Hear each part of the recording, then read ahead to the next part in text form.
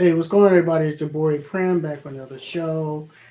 Today it's going to be an easy, laid back show. It's waiting for a good friend of mine's, Jay Teller, to jump on so we can chop it up and get into some movies news.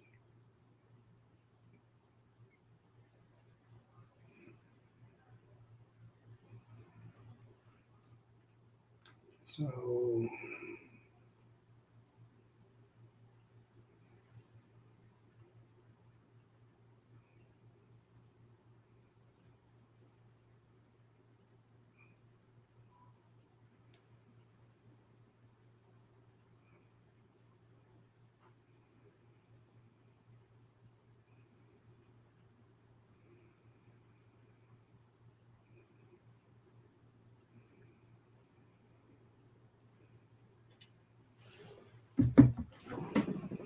yeah, so last week I didn't get a chance to do a live stream due to the fact that I was very busy and I finished a project that I started, which was a mural. That mural is completed. I still have some more stuff on my plate. I'm part of a festival that will be I'll be a part of in October, October 23rd. Actually, it's a brewery fest with a lot of breweries in Connecticut, and I'll be doing some art stuff, selling some art there. So I'm trying to get that in order. There'll be a couple of artists, local artists, that will be participating in that event. Um, so that's why I've been busy, and that's why I couldn't do last week live stream. But again, today's gonna be easy live stream. I'm gonna chop up my boy Jay Taylor. You know, he definitely got a lot to say. This is my boy Taylor. What's going on, player? What's going on? What's going on? All right, all right. Glad to have you on the platform. Hey man, happy to be here. Excited. All right, all right. So as you know, this is real laid back. You know, we chop it up, see what's going on in the movie industry. This is a weekly wrap up where we discuss chop up things that's topics. So we get into the first one, and that is Marvel. What if making a big mark on viewers? What's your thoughts on this? So Marvel, what if it's more than what I thought. At first I thought it was just gonna be like some little corny layover until we got to Shang-Chi or Eternals and whatnot. But Mm-hmm. it's actually giving me every bit of what Phase 4 was supposed to do, like dating back to WandaVision and Loki with the I'm thinking about like the TVA. Like the TVA Yeah. is supposed to be in order. Now the TVA is wild. We're seeing everything that is wild now, what the TVA was trying to prevent from happening. Mm-hmm. So every episode is different. Like the what if is literally like we can have this conversation wherever. Mm-hmm. Back to the comics, cartoons. What if this happened instead of this? That left Mm-hmm. instead of right is really, really crazy. It's really mind blowing. Like, and some of them are like really got you thinking. Of course, it's a tier. I don't want to ruin it for other viewers, but it's 6 episodes in so far.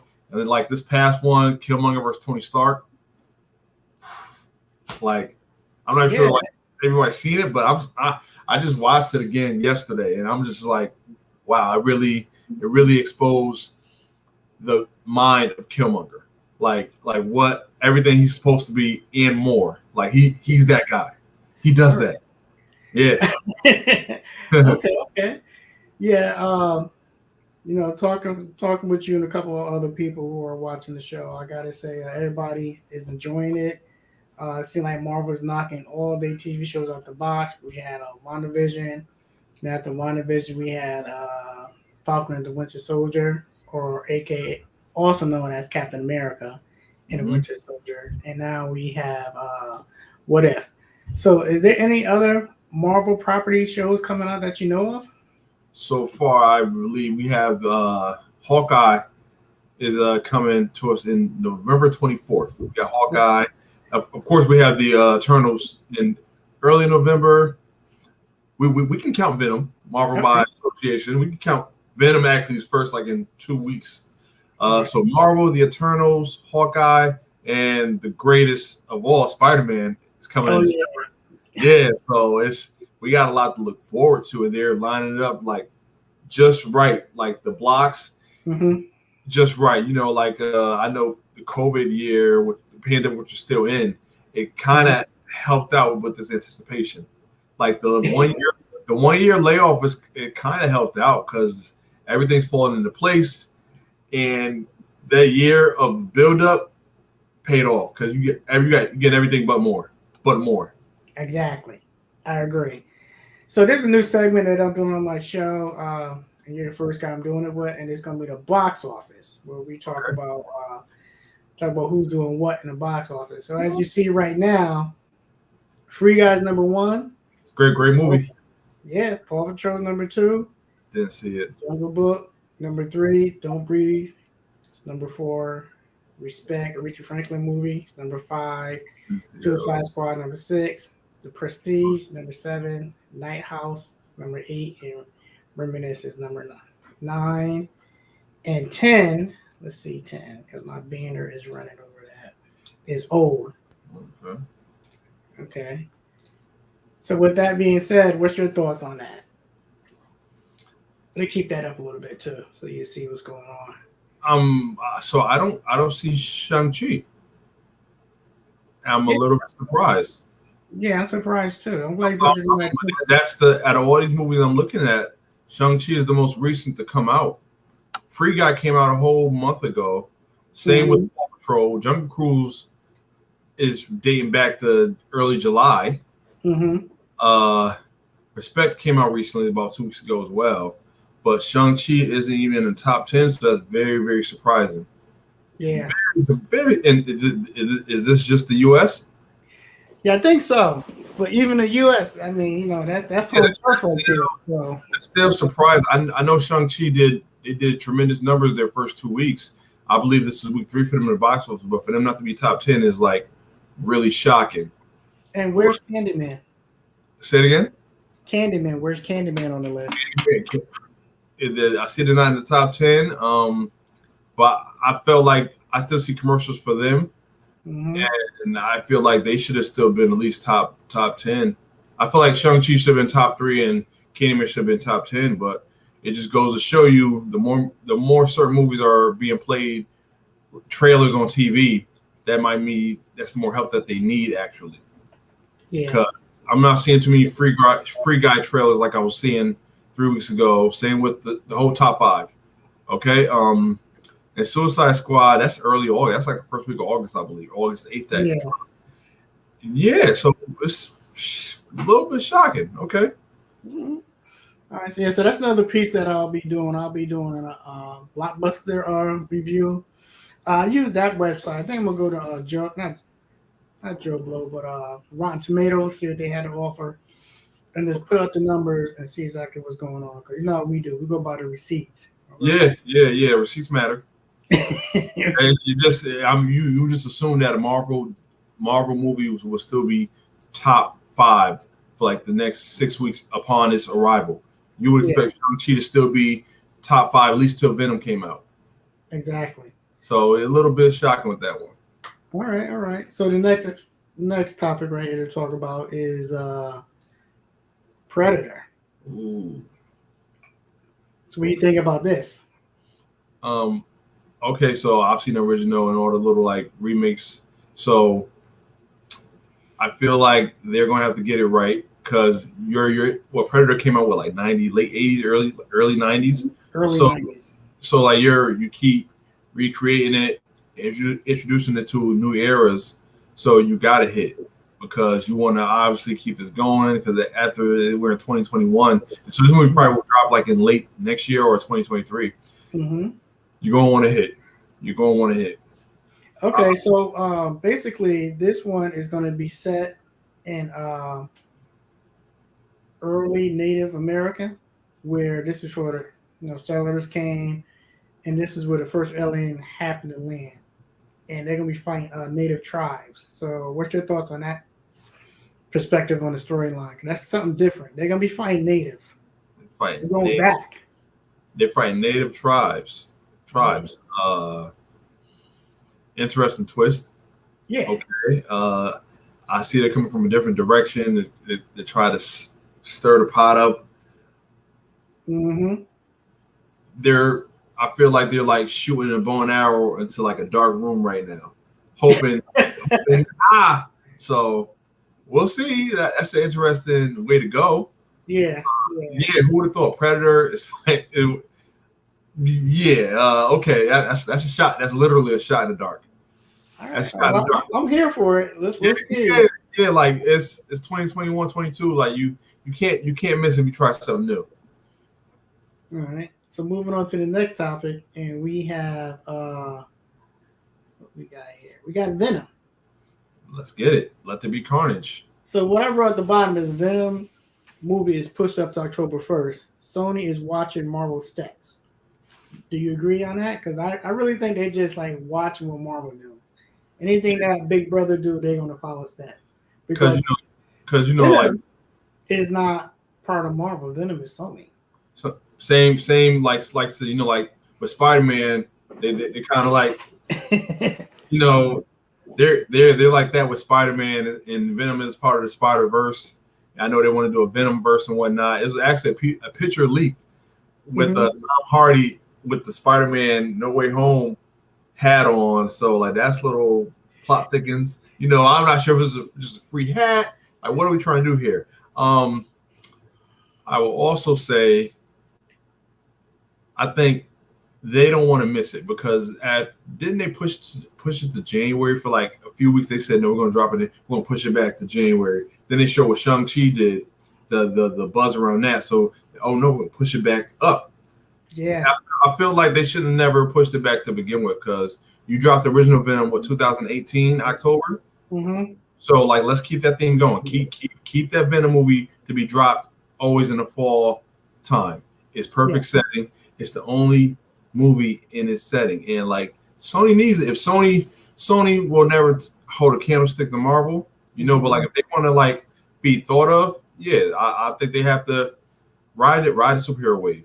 So if Marvel drops a month before, you drop Shang-Chi is like going like this right now, like buzz wise. Yeah. For like the general population, if you're really into it, like we still about it. But if Shang-Chi goes like this, you want to drop Venom, so you could just soar right there. So I agree with that. I agree with you too, a whole 100%. So the next information I got for you, and I think this is interesting, is Wesley Snipes and Kevin Hart new drama movie is shaping up to be great. Did you hear about this? Yeah, I saw the pictures. I actually heard about this last year during the pandemic. I remember Kevin Hart dropped a picture with him and Wesley Snipes with like scripts and whatnot. Saying he's like, oh, it's about to be something. I follow him on social media. I hear him talk. Even like when he go live and give his speeches, he's trying to do what the other comedians of the past didn't do. He's trying to exhaust every bit of his prime, every little bit. And what most comedians do, they try to do something serious at some point in their careers, right? I feel like he has the art. It's arguably, I get it, the social media area. I think he might have the most fame of any comedian ever. I know that sounds crazy because you got Eddie Murphy of the 80s, prior to the 70s. Martin had a moment and whatnot. I think he really exhausted it the most out of all of them because he really took no breaks. He really put his hand in everything. He was doing it. I think he might be the first one to do animation with the movie Pets. Yeah. And Captain Underpants. So okay, you already did the drama Fatherhood, which was actually not a bad movie. It was pretty good, heartfelt. Now you're doing something with Wesley Snipes, who was a living legend, a Blade, the Daywalker. It will forever be hard to take a comedian serious when they try to be serious. But you know what though, you had some comedians like Richard Pryor who did it. Eddie Murphy did it, or Mr. Cook. I'm not sure if you've seen that movie, but when it comes to Kevin Hart, it's a two-pronged thing for him. Number one, we have the social media where you can be famous more quicker than back in the day to reach more people. His work ethic, like you say, he's a workhorse. So that combination right there will draw off any comedian that's before him. Yeah. You know what I'm saying? But anybody after him, he might draw Kevin Hart due to the fact that this the social media platform is easier to blow up. But I think when it comes to the movie, Wesley Snipes and Kevin Hart, I think he chose a really good seasoned actor to work off. I think it's some chemistry there. I think it might work. Him and Wesley Snipes on camp in the movie, and I'm just looking forward to it. And this supposed to debut on Netflix, so let's look out and see what's happening this fall on this movie with them two brothers. But I want to move on to another movie, and that is Queen Pen. Vince Vaughn. Vince Vaughn. Okay. Wait, had Chris see he's worked with Christine Bell a couple times, I believe. I believe they were on couples retreat together. Mm-hmm. Back in 07 or 08, something like that. Okay. I feel like I've seen the trailer for this one. I feel like this one is this is basically about I'm not sure if you watched Extreme Couponing. Well, the ladies are yeah.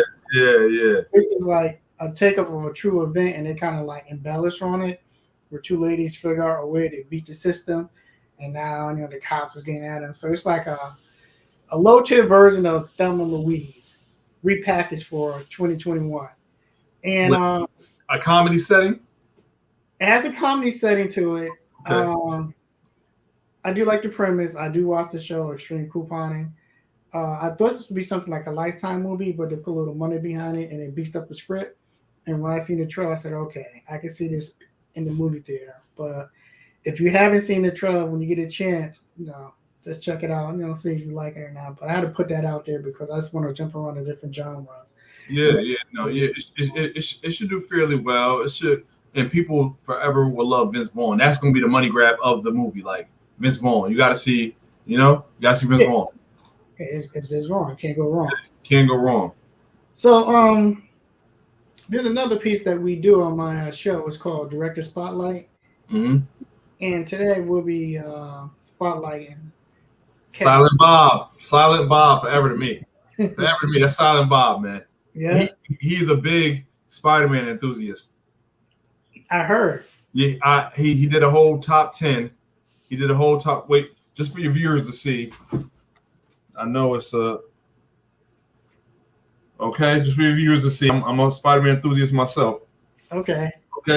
He's a big Spider-Man enthusiast. He did a top 10 Spider-Man cartoons over the past 25, 30 years. It's pretty unique. He had a great breakdown. Is it on YouTube? Yeah, it's on YouTube. It's on YouTube. Sure. Yeah. Yep. So let's get into his movie biography. So let's start off with Mallrats. I'm not sure if you've seen that one. Yeah, I've seen Mallrats. That's it. Classic. A lot of people started their careers in this movie. A lot of them did. Yeah, a lot of them did for sure. I did. That's the first time him and his boy Jay was together and paired in the movie. It won't be the last time either. Nah, they tight. They thick as thieves. Yeah. The next one is Dogma. The strip club scene in that movie, hands down. The guy is their guys are on one side, the other guys on the other side. That you're fighting for the stripper. One puts up $1. They put up $2 on this side. They go 5. They go 10. Then they start throwing quarters. Classic. Yeah. Then you got the other classic, Clerks. Yeah. No, I think they all took a picture together as a cast recently. Oh, they did? Cool. Yeah. They took a then and now picture. How it started, how it's going picture a while back. Okay. Yep. And then he stuck his foot into the horror section with Tusk. Yeah, he's a big horror guy. He's very into horror. Yeah. Mm-hmm. And I seen this movie too, and I say this is like a slow burn type horror, but I definitely enjoyed it. Yeah, I used to watch Spider-Man cartoon as a kid. And yeah, Mr. Dan Hart, how you doing, man? I'm glad you came through. Appreciate that. Another thing with him is he did this movie right here, Cops Out. Like, a little buddy comedy. It was cool. It was something to watch. Now, he's coming up with a tell-all book in reference of Bruce Willis and working with him. Now, how you feel about actors or people who are alive make book and put dirt on people that's still alive? Because I think it's kind of tacky. But yeah, it's tacky. It's no need. It's no need. Because I'm pretty sure the reason why that movie made money because Bruce Willis was in it. Exactly. And this is Love, and I he love wasn't hustle. even on his decline when he made this movie. He's still relevant in Hollywood. And he did Yeah, him a favor because a lot of Kevin Smith movies are really like small budget art house type movies. I think the only one that made it big stream is this one right here. that's my movie. That is my movie. Yeah, yeah. That's a This movie. one right Hilarious. here. Hilarious. Yeah. Hilarious. Can't that's another one. That's a freaking classic, man. Yeah, for sure. hmm And he also made this one right here, which was like Tyrion, borderline decent budget. Okay. It was good. It was more serious. He was dealing with politics and stuff like that. So again, he has Sure. an array of stuff. Yeah. Um, I would say he has his hand in producing and bringing this to Netflix. Yep. Um, when it comes to Kevin Smith stuff, he's a great writer. He writes well. He reminds me of Quentin Tarantino when it comes to writing. Very Okay. clever. He flushes out the characters. Um, his take on social cues, current events is very cool. How he applies that to his movie. So that's my thought and acknowledgement when it comes to Kevin Smith. So I'd like to hear your spill on Kevin Smith as a director. What do you like about him and your dislikes? I like the fact that he does push the needle. He shows you different sides. He's also a big Rob Zombie enthusiast too. Okay. That's what part of the love for his horror goes in deep. Um, I'm not sure if he directed, but I think he wrote half part of it. Jay and Silent Bob Strike Back. Okay.